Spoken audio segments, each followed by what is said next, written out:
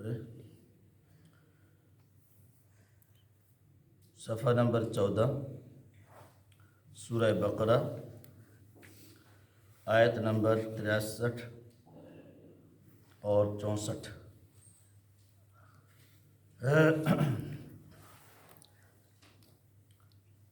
اعوذ باللہ من الشیطان الرجیم، بسم اللہ الرحمن الرحیم۔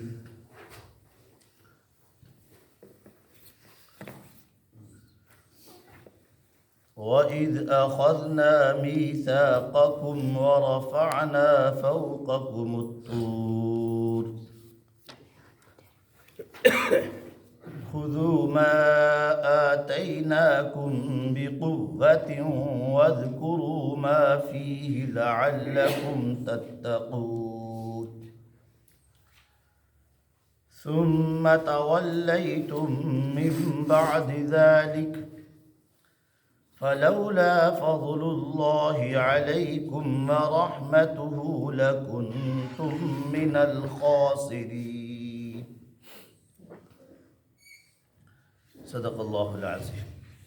لفظی ترجمہ، وَإِذْ اور جب، اخذنا ہم نے لیا تھا، میثاقکم تم سے عہد، ورفعنا اور ہم نے اٹھا رکھا، فوقکم تمہارے اوپر، الطور طور پہاڑ کو، خذو لو تم، ما آتیناکم جو ہم تمہیں دیں، بقوت مضبوطی سے، واذکروا اور تم یاد رکھو، ما فیہ ان احکامات کو جو اس میں ہیں، لعلکم تتقون تاکہ تم عذاب سے بچ سکو۔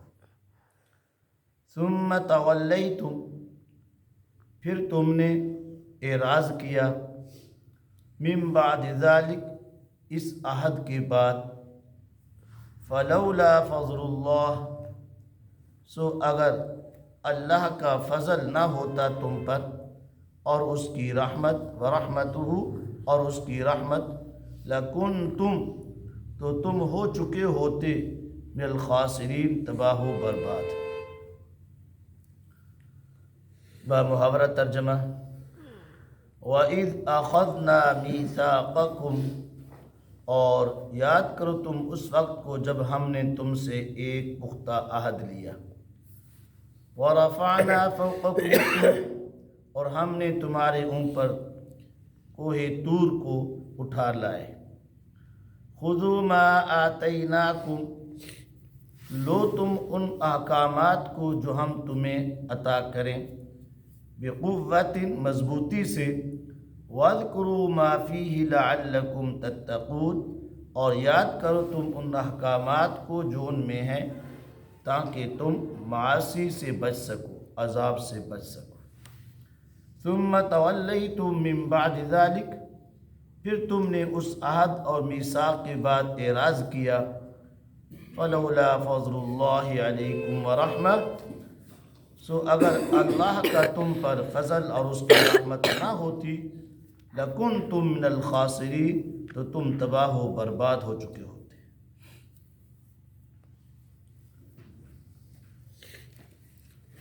ان دو آیات کے اندر بنی اسرائیل یعنی یہود کے متعلق ایک اور واقعہ بیان فرمایا کہ جس وقت موسیٰ علیہ السلام کتاب تورات لے کر آئے اور آ کر انہوں نے یہود کو، بنی اسرائیل کو بتلایا کہ یہ اللہ کی کتاب ہے، تو پہلے تو انہوں نے ماننے سے انکار کر دیا کہ ہم اس وقت تک نہیں مانیں گے جب اللہ تعالی ہمیں خود نہ فرمائے کہ یہ میری کتاب ہے۔ चुनांचे मूसा अलैहिस्सलाम उनके 70 आदमी लेकर कोह तूर पर गए थे, जैसा कि वाक़या पहले बयान किया। फिर जब वापस वो आए, वहाँ जो हुआ तो उन्होंने आकर अपनी कौम को गवाही दी कि हाँ वाकई अल्लाह ताला की ये किताब है। अल्लाह ताला फरमाते हैं कि ये मेरी क्या किताब है। लेकिन उन्होंने इस गवाही के आखिर में कुछ थोड़ी सी अपनी तरफ से मिलावट कर दी। मिलावट क्या की? ये कहा कि अल्लाह ताला फरमाते हैं कि ये मेरी किताब है, हाँ जिस पर तुम आसानी से अमल कर सकते हो, जिस कदर अमल कर सकते हो तो अमल कर लो, और जो जिस पर अमल नहीं कर सकते तो वो मुआफ़ है। वो क्या है? मुआफ़ है। ये आकर उन्होंने कह दिया। अब इसके बाद जब मूसा अलैहिस्सलाम ने उनको तौरात पढ़ के सुनाई, तो तौरात के अंदर चूँकि कुछ अहकामात जो थे वो क्या थे? सख्त थे। मसलन अगर कपड़ा नापाक हो जाए तो वो उस वक्त तक पाक नहीं होगा जब तक काट कर फेंक ना दिया जाए। और इसी तरीके से पूरी ज़मीन तुम्हारे लिए इबादत के लिए पाक नहीं है, बल्कि ख़ास मकान बढ़ाओ और वहीं जाके इबादत करो, और हर जगह पे इबादत नहीं कर सकते। इसी तरीके से ये नहीं कहा माल गनीमत तुम्हारे लिए हलाल नहीं है। मसलन इस तरीके से कुछ अहकामात के सख्त थे। तो बनी इसराइल पर एक तो वो अपनी फितरी और जिबलत के एतबार से, फितरत के एतबार से उनके अंदर ये क्या था? एक हुक्म अदूली और नाफरमानी की कसरत आदत पाई जा रही थी। और दूसरा ये कि उन्होंने आकर क्या कर दी? मिलावट कर दी। बता दिया, अल्लाह फरमाते हैं कि जो हो सके अमल करो, जो ना हो सके मुआफ़ है। तो इन बातों ने क्या असर किया उनकी तबीयत पर? उन्होंने इनकार कर दिया कि ऐ मूसा, हम तो इस किताब पर अमल नहीं करते। हम इस किताब तौरात पर मानते हैं अल्लाह की किताब है, लेकिन हमसे इस पर अमल नहीं हो सकता। और चूँकि मुआफ़ी की भी उनको वो खबर मिल गई, इसलिए जब उन्होंने अमल करने से इनकार कर दिया तो फिर अल्लाह पाक ने फरिश्तों को हुक्म दिया कि कोहे तूर, कोहे सीना का एक हिस्सा जो है वो उठाकर उनके वादी ती के ऊपर, उसके ऊपर ले जाओ और ऊपर लटका दो, मुअल्लक़ कर दो। और फरमाया कि उन्हें कहो कि किताब पर अमल करते हो ठीक, वरना तुम्हारे ऊपर ये पहाड़ गिराकर तुम्हें यहाँ यानी का ख़त्म कर दिया जाएगा, हलाक कर दिया जाएगा, दबा दिया जाएगा, सारे के सारे एक वक्त के अंदर। अब जब कोहे तूर का पहाड़, उसका एक बहुत बड़ा हिस्सा उनके सरों के ऊपर मुअल्लक़ हो गई, अब वो सारे के सारे कहने लगे गए हम मानते और अमल करते हैं, और अमल करना शुरू कर दिया। और कहा कि अल्लाह ऐसा हम ये नहीं कह रहे नाफरमानी नहीं करेंगे, हमसे इस अजाब को क्या कर दूर कर दे। यानी अब अकीदतन भी मान लिया और अमल करना भी शुरू कर दिया। तो जब अमल करना शुरू आहद कर दिया अल्लाह ताला से ना कि अल्लाह हम अपनी गलती से माफ़ी चाहते हैं और हमें ये नहीं कहा इस अजाब से बचा दे, हम क्या करते हैं? अमल करते हैं। तो इसलिए अल्लाह पाक ने फिर दोबारा फरिश्तों को तो गिराया नहीं गया और वापस अपनी जगह पर उसे खड़ा कर दिया गया।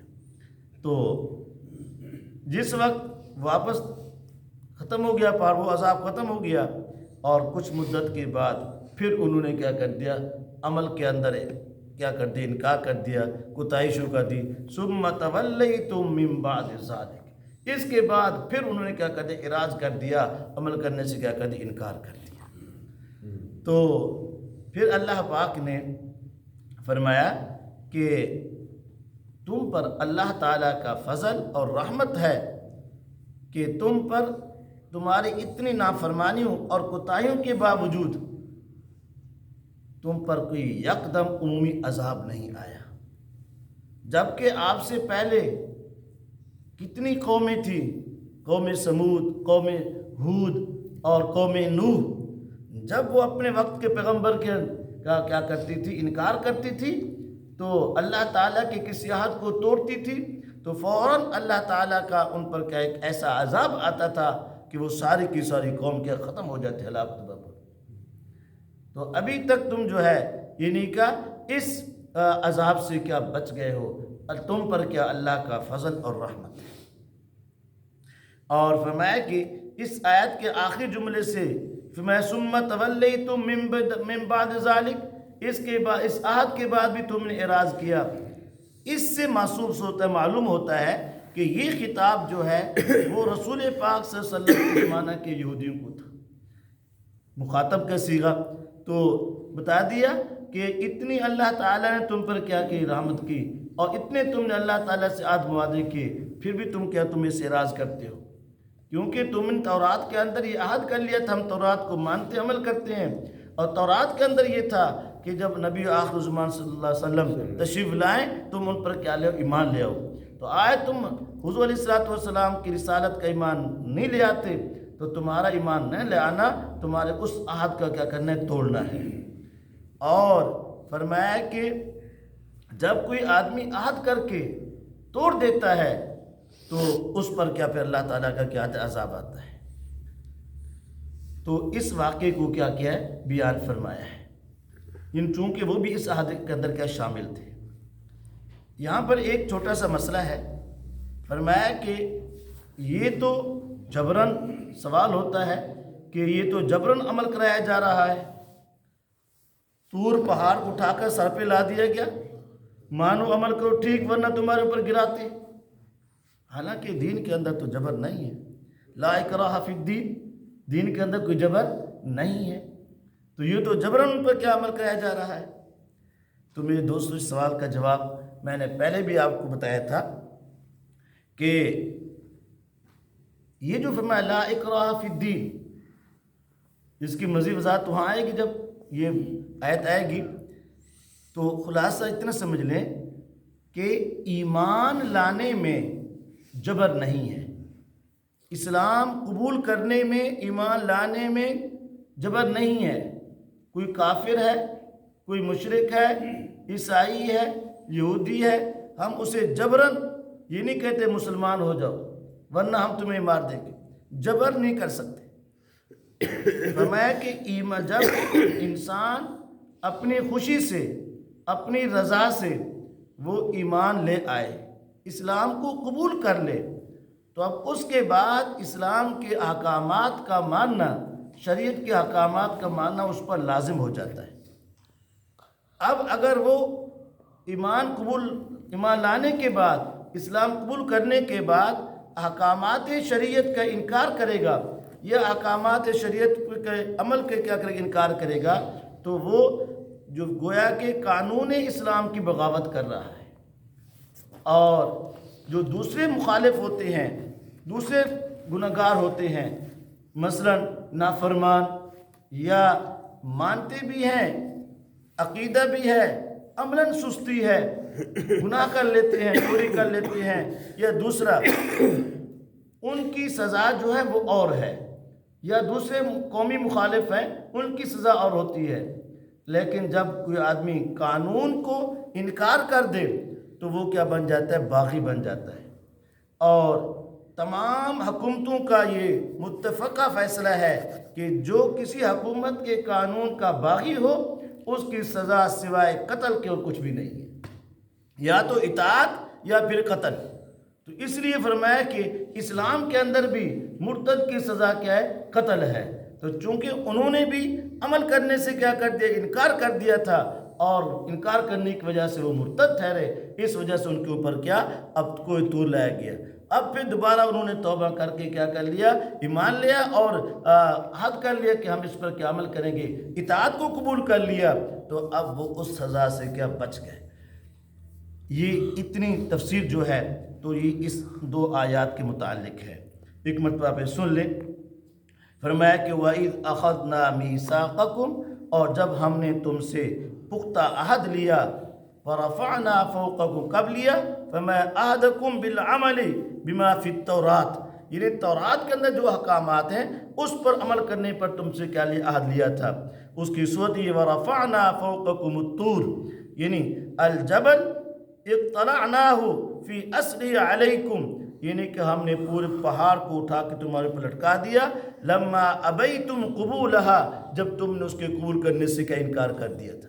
فقلنا، تو ہم نے کہا، خذوا ما آتیناکم بقوہ، تم اسے کیا اپنی مضبوطی سے کیا اپناؤ اور اختیار کرو، وَاذْكُرُوا مَا فِيهِ لَعَلَّكُمْ تَتَّقُونَ، اور فرمایا کہ اس کے اندر جو بھی احکامات ہیں تم انہیں کا یاد کرو تاکہ تم اللہ کے عذاب سے اور نافرمانی سے کیا بچ جاؤ۔ لیکن اس کے بعد ثُمَّ تَوَلَّيْتُمْ، اے حضور صلی اللہ علیہ وسلم کے زمانے کے یہودیوں، تم نے پھر اراد من بعد ذالک، اس عہد اور میثاق، المیثاق یعنی اطاعت کا عہد کرنے کے بعد پھر تم نے کیا کر لیا؟ اعراض کر لیا۔ فلولا فضل اللہ علیکم ورحمہ، فرمایا کہ اگر تم پر اللہ کا فضل، اس کی رحمت نہ ہوتی، لکنتم من الخاسرین، تو تم تباہ و برباد ہونے والوں میں سے ہوتے۔ ایک 2 باتیں ہیں جو کل کے درس میں سے آخر میں رہ گئی تھی، ٹائم بھی کچھ زیادہ ہو گیا تھا، ان کی وضاحت۔ اور ایک تو یہ ہے، پیچھے بنی اسرائیل کا یا بنی اسرائیل کا ذکر ہوتا رہا۔ کل جو آیت ان الذین آمنوا والذین ہادوا، اب یہاں یہودیوں کا نام لیا گیا، تو اس میں کیا فرق ہے؟ بتا دیا کہ بنی اسرائیل اور یہود میں فرق، بنی اسرائیل اور یہود میں فرق۔ بنی اسرائیل جو ہے یہ ایک ان کا نسلی اور خاندانی نام ہے، اسی وجہ سے وہ اپنے اس عالی نسب پر فخر کرتے تھے، اپنے آباء و اجداد کی مقبولیت پر انہیں کیا تھا؟ ناز تھا۔ تو جب بنی اسرائیل کی تاریخ دہرانے کا وقت تھا تو مناسب یہ تھا کہ اب ان کا نسلی اور خاندانی نام لیا جائے، تو اس لیے قرآن پاک کے اندر بھی اللہ پاک نے اس کی تاریخ دہراتے ہوئے ان کا نسلی اور خاندانی نام لیا، بنی اسرائیل کا ذکر کیا۔ اب یہاں سے چونکہ ان بنی اسرائیل کے مسلک اور عقیدے کو بیان کرنا شروع فرما رہے ہیں، اور مسلک اور عقیدے کے بیان کرتے وقت یہ ضروری ہے کہ اب ان کا وہ جو مذہبی نام ہے اس کا ذکر کیا جائے، اور چونکہ ان کا مذہبی نام جو تھا وہ کیا؟ یہود تھا، اس لیے فرمایا والذین ہادوا، تو معلوم ہو گیا اسرائیل ان کا نسلی خاندانی نام ہے اور یہود ان کا جو ہے مسلکی اور عقیدہ والا کیا نام ہے۔ ایک بات، ایک اور بات ہے جو حضرت نے پروفیسر صاحب نے یعنی کہ پہلے مجھ سے سوال کیا تھا، وہ یہ تھا کہ عیسائی اور نصرانی میں کیا فرق ہے؟ عیسائی اور نصرانی میں کیا فرق ہے؟ عیسائی اور نصرانی میں فرق یہ ہے، مسیح جو ہوتا ہے، مسیح جو کہتے ہیں عیسائی، یہ انہیں کہتے ہیں جو اناجیل اربع پر ایمان رکھتے ہیں۔ ان کی کوئی 4 کتابیں ہیں، ان کا کہا کہتا ہے اناجیل اربع، ان پر کیا ایمان رکھتے ہیں، اور حضرت عیسیٰ علیہ السلام کو خدا کا نبی نہیں مانتے بلکہ خدا کا بیٹا مانتے ہیں، یا یہ مانتے ہیں کہ خدا جو ہے ان عیسیٰ علیہ السلام کے قالب کے اندر حلول ہو کر آیا ہے، یعنی ان کی شکل کے اندر خدا حلول ہو کر ان آئے ہیں۔ یہ نہیں یوں سمجھنا آسانی سے، یہ وہ لوگ ہیں، مسیح انہیں کہتے ہیں جو تصریح سے خدا کا عقیدہ رکھتے ہیں، تصریح سے خدا کا عقیدہ رکھتے ہیں۔ اور نصرانی بھی کہتے ہیں کہ حضرت عیسیٰ علیہ السلام کے سچے پیروکار جو ہیں، اور آپ انہیں نصرانی کہا جاتا ہے، اور آپ کو نبی مانتے ہیں، خدا نہیں مانتے، اور خدا کا بیٹا بھی نہیں مانتے۔ نصرانی چونکہ عیسیٰ علیہ السلام کے سچے پیروکار تھے اور وہ توحید کے بھی قائل تھے، توحید اور رسالت کے قائل تھے، اور وہ اناجیل اربع کو نہیں مانتے، وہ انجیل متی کو پر ایمان رکھتے ہیں، جیسے انجیل متی پر اس پر ایمان رکھتے ہیں، تو اسے کہتے ہیں نصرانی۔ یعنی کہ ان کے آپس میں دو فرقے ہو گئے، ایک وہ جو گمراہ فرقہ بن گیا اور ایک جو ہے اپنے مذہب کے قائم رہا، تو اسے جو قائم رہا اسے کیا کہتے ہیں نصرانی، اور جو گمراہ ہو گیا اسے کیا کہتے ہیں عیسائی اور مسیح کہتے ہیں۔ اب کل میں نے آپ کے سامنے نصارہ کی بتایا تھا، نصرانی کو نصرانی کیوں کہتے ہیں، وہ بھی دو وجہ لکھی تھی میں معرفت القرآن کے اندر بھی اور دوسری تفسیر کے اندر دو وجہ بتائی تھی، یا تو اس لیے کہ انہوں نے کہا تھا نحن انصار اللہ، اور یا اس لیے میں نے کہا تھا کہ یہ قصبہ ناصرہ اس کی طرف کیا ہے نسبت ہے۔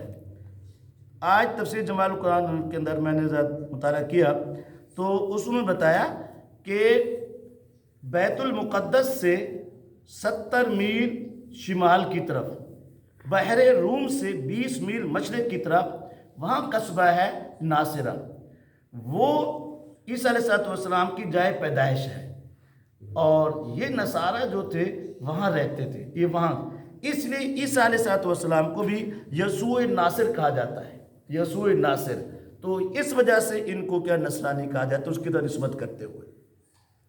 اور اسی طریقے سے سابعین فرقے کے متعلق کل میں نے آپ کو بتایا تھا، وہ بھی دو قول ہے، اور تفسیر جمالین والے نے اور زیادہ تحقیق کی ہے، فرمایا کہ اصل میں لفظ سابی جو ہے، یہ سابی ہر اس آدمی کو کہا جاتا ہے جو اپنا آباء و اجداد والا پہلا مسلک دین طریقہ چھوڑ کر نیا طریقہ اختیار کرے۔ چنانچہ رسول پاک صلی اللہ علیہ وسلم نے بھی جب قریش کے طریقے کو چھوڑ کر طریقہ آپ کو نبوت ملی، توحید کا اعلان فرمایا، تو عرب والے رسول پاک صلی اللہ علیہ وسلم کو بھی کیا سابی کہنے لگے۔ فرمایا کہتے کہ عربی کی بات فہم کہ وَقَانَتِ الْعَرَبُ تُسَمَّى بِالنَّبِي صلی اللہ علیہ وسلم الصابی لِأَنَّهُ خَرَجَ مِن دِينِ قریش إِلَى دِينِ اسلام، کیونکہ دین قریش نکل کر دین اسلام کے اندر ہے، اس لیے آپ کو کیا سابی کہا جانے لگا تھا۔ اور حقیقت میں فرمایا کہ یہ عرب سے شمال کی طرف یعنی کہ عراق اور شام کے بارڈر پر وہاں ایک یعنی کہ قبیلہ تھا، ایک قوم آباد تھی، جو یعنی کہ حضرت یحییٰ علیہ السلام وہ کیا توحید اور رسالت کے قائل تھے، اور یعنی کہ حضرت یحییٰ علیہ السلام کے دین کے مطابق ان کیا کرتے عمل کرتے زندگی گزارتے تھے۔ انہوں نے حضرت عمر بن خطاب رضی اللہ تعالیٰ عنہ کے حوالے سے، حضرت عبداللہ بن عباس رضی اللہ تعالیٰ عنہ کے حوالے سے بتایا کہ انہوں نے اس فرقہ کو یعنی کیا اہل کتاب میں سے شمار کیا، اور انہوں نے اس کو کہنا ان کے ذبیحے کو بھی کیا حلال قرار دیا ہے۔ تو یہ آج کی تحقیق تفسیر جمالین والے نے لکھی ہے۔ دعا فرمائے اللہ تعالیٰ ہم سب کو قرآن پاک سمجھنے اور اس پر عمل کرنے کی توفیق عطا فرمائے۔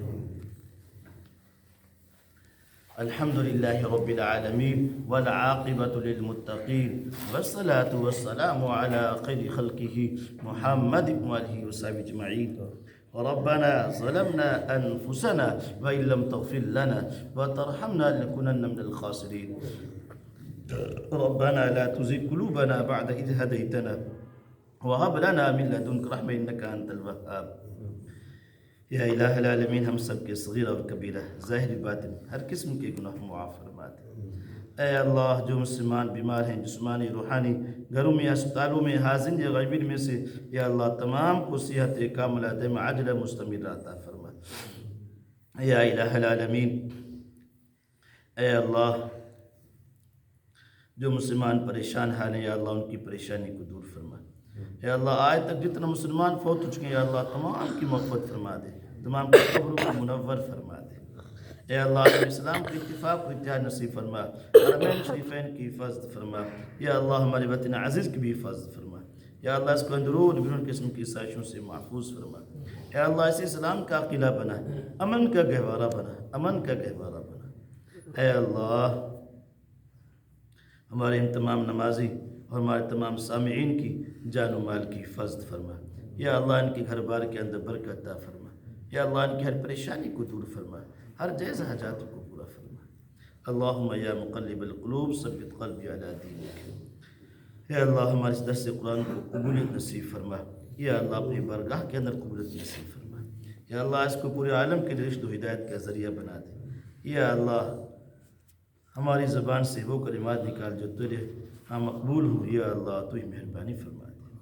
صلی اللہ تعالی علی خیر خلقہ محمد و آلہ وصحبہ اجمعین۔ لا الہ